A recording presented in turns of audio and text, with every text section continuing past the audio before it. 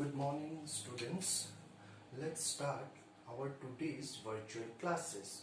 So, after doing monohybrid cross and dihybrid cross, Mendel has given some laws, or he has made some conclusion, and he converted them in the form of laws. So, today we will study what are the laws given by the Mendel. The first law is law of unit pair. And these laws are very important for your board exam. One of the law usually come for 2 to 3 marks with explanation. So let's start.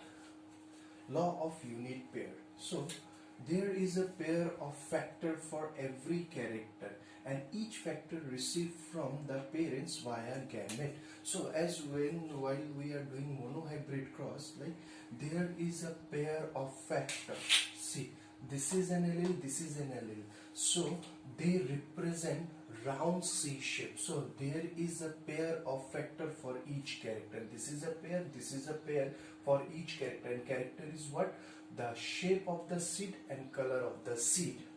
And each factor is received from each parents via gamete. And during gamete formation, this pair separates. This pair separate during the time of gamete formation. So this is what. There you can see there are two pairs, and these two pairs only one come in each gamete, one come in each gamete. Similarly, there are two pairs, one come in each gamete, one come in each gamete. So this is the first law according to Mendel, law of unit pair. Next, law of dominance. What one factor out of the pair express itself in the form of phenotype, and I told you phenotype means observable character जो हमें आंखों से दिखता है, and suppress the expression of another factor.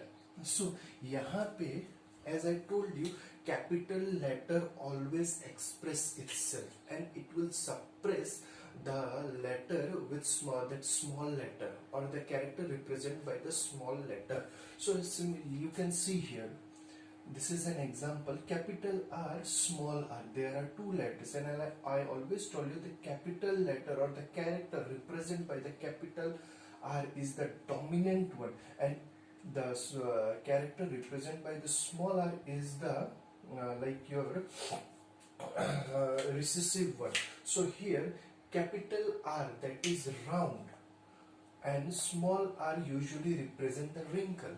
So capital R will dominate the small r. As a result, the seed which I got, if I plant, I will get the fruits or the pea with round seed. So that is what being told in the law of dominance. Like one character out of the pair, express itself, capital R will express itself and suppress the expression of other factor, and suppress the expression of other factor.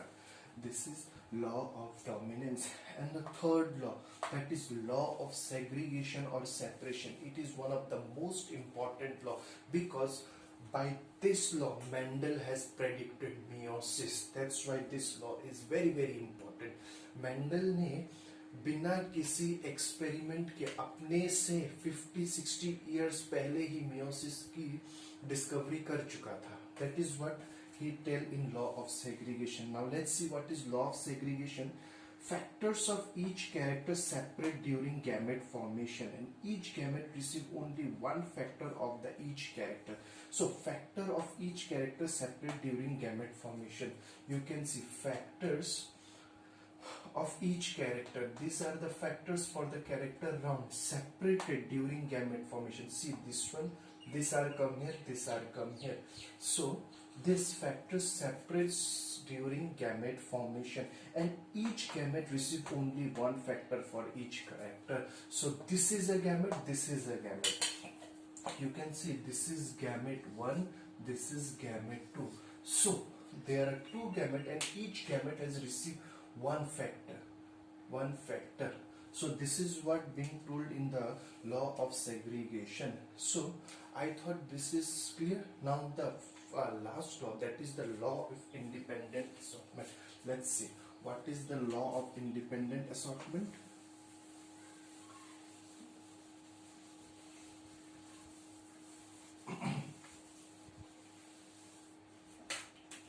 law of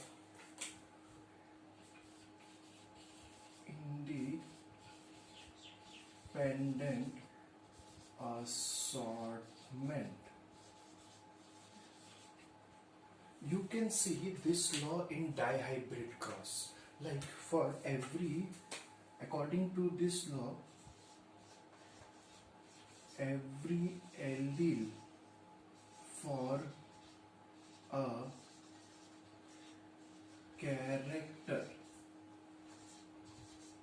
separates during the time of gamete formation and assorted independently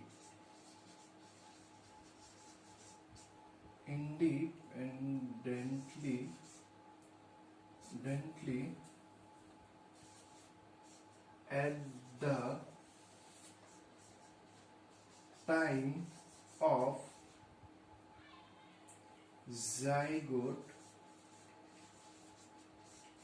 formation or at the time of fertilization. So what is independent assortment? To mix independently. Law of independent assortment means the gamete, the factors that can mix independently.